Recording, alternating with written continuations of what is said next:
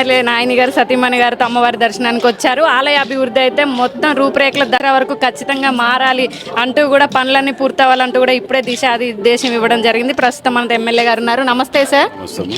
ఎట్లయితే ఇక్కడ వీళ్ళందరికీ కూడా ఖచ్చితంగా దసరా వరకు అవ్వాలంటూ కూడా, అలానే భద్రాచలం నుంచి ధ్వజస్తంభం కానివ్వండి, ఇక్కడ అమ్మవారికి రథం కానివ్వండి, ఇలా చాలా కార్యక్రమాలు చేపట్టారు. చాలా ఏళ్ల కాలం తర్వాత ధర్మకర్తల మండలి ఏర్పాటు కానివ్వండి, ఆలయ అభివృద్ధి కానివ్వండి, మీ హవాలా జరుగుతుంది. మీరు ఖచ్చితంగా అభివృద్ధి చేస్తా అంటూ కూడా హామీ ఇస్తున్నారు. ఎలా ముందుకు తీసుకెళ్తారు? ఇవాళ ఉత్సవాల ప్రారంభోత్సవానికి రావటం జరిగింది. లోక కళ్యాణార్థము ఈ ఉత్సవాలని ఇవాళ ప్రారంభించటం చాలా ఘనంగా నిర్వహించాలని, అందులో భాగంగానే మన కమిటీ సభ్యులని ఒక 10 ఏళ్ల తర్వాత రేవంత్ రెడ్డి గారు ముఖ్యమంత్రి అయిన తర్వాతనే ఈ యొక్క కమిటీ నిర్వహించడం జరిగింది.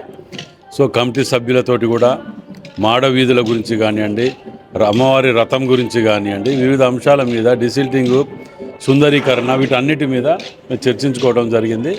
ఇది త్వరలోనే దసరా లోపల కంప్లీట్ చేయాలని ఒక ఆలోచనతోటి ఒక రోజు కూడా వేస్ట్ చేయకుండా ముందుకు పోవాలని మేము విజ్ఞప్తి చేస్తాం. వచ్చే భక్తులకు కూడా ఖచ్చితంగా ఏర్పాట్లు అందరూ కూడా సక్రమంగా చేయాలి, ఎవరికి కూడా ఎలాంటి రిమార్క్ రాకూడదంటూ కూడా చెప్పుకుంటూ వస్తున్నారు. ముఖ్యంగా ఎవరైతే వచ్చేటువంటి సామాన్య భక్తులే మా సొమోటోగా ఉంటున్నాం మేము అందరం అంటున్నారు. అలా ఎవరికి ఇబ్బంది కలగకుండా ఎలాంటి ఏర్పాట్లు చేస్తున్నారు సార్?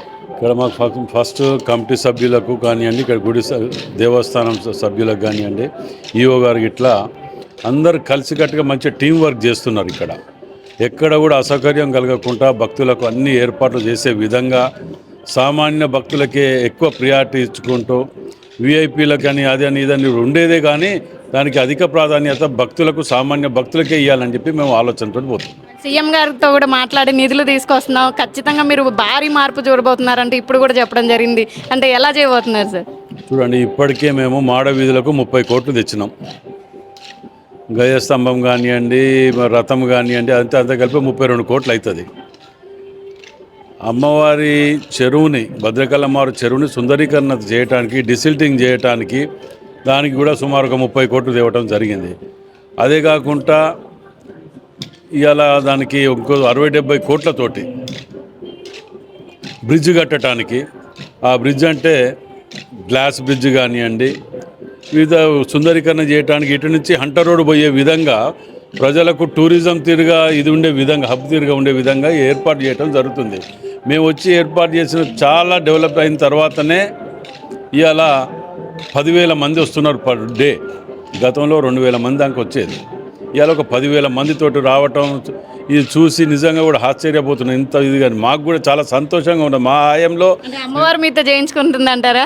అమ్మవారు అనుకుంటాం, అంతే ఎట్లాగ అనుకుంటాం కదా, అమ్మవారే మా అందరితో చేయించుకున్నది అనుకుంటుంటాం. ఎందుకంటే సేవ ఎవరితో చేయించుకోవాలని అమ్మవారికి తెలుసు కదా, ఏం చేయించుకోవాలనేది. సో ఇంకో అంతేకాకుండా భద్రకాళి అమ్మవారు అంటే మన రాష్ట్రంలోనే ఒక నమ్మకం. ఎక్కడ వివిధ రాష్ట్రాల నుంచి కూడా ఇక్కడికి వస్తారు, అమెరికా నుంచి వచ్చిన వాళ్ళు కూడా ఈ అమ్మవారిని దర్శనం చేసుకోవాలని భావన వస్తుంటారు. కాబట్టి ఆ నమ్మకాన్ని మేము అందరం నిలబెట్టుకోవాలి, ఆచారాన్ని కాపాడుకోవాలని మా సార్.